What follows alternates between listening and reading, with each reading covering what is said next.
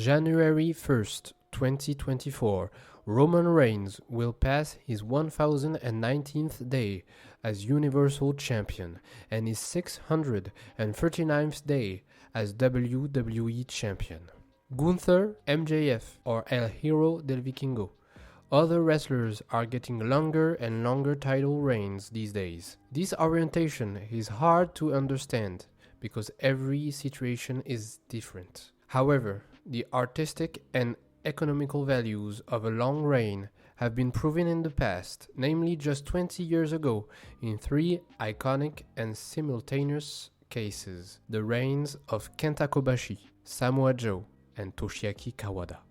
Kenta Kobashi vanquished Mitsuharu Misawa on March 1st, 2003 to become Pro Wrestling Noah's GHC Heavyweight Champion. He maintained that title during 735 days until March 5th, 2005. On March 22nd, 2003, Samoa Joe defeated Xavier to win the then not yet World Championship of Ring of Honor, issuing a 645-day reign, finishing on December 26th, 2004. Then, on the 6th of September 2003, Toshiaki Kawada beat Shinjiro Otani to get his 5th Triple Crown Championship for All Japan Pro Wrestling. He kept it for 529 days until February 16th, 2005. From an artistic point of view, these three men are of course very similar. Kobashi and Kawada are two of the four pillars of heaven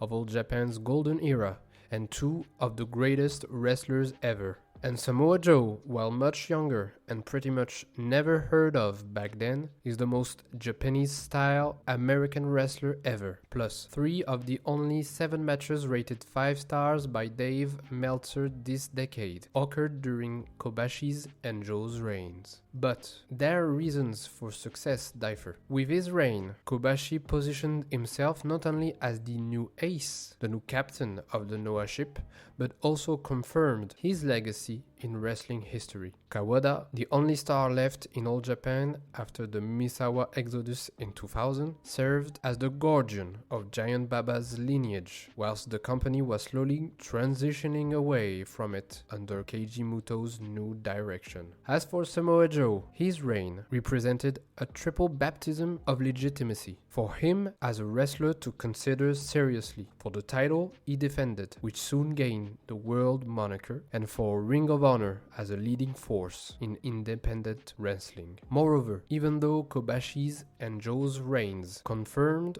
or signaled a rise in business for both their companies, Kawada's only managed to slow the inevitable fall of All Japan. Finally, every champion's passing of the torch is very similar. Every one of them gave up their throne willingly to a younger and, at least at the time, exciting prospect. The charismatic Satoshi Kojima for Kawada, the brilliant Austin Aries for Samoa Joe, and the bull Takeshi Rikio for Kobashi. Although the last one didn't deliver as much as anticipated and never had a big career himself afterward.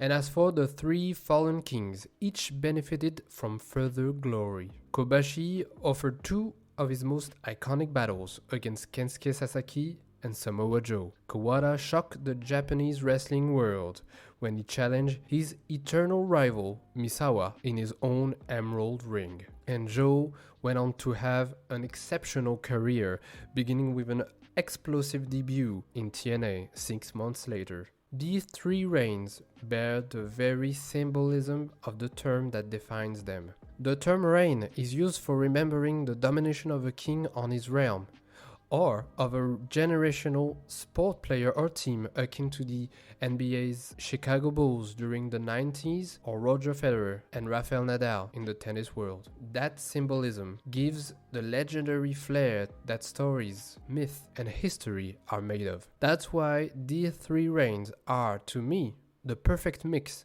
between sport and fiction, at the very basis of professional wrestling.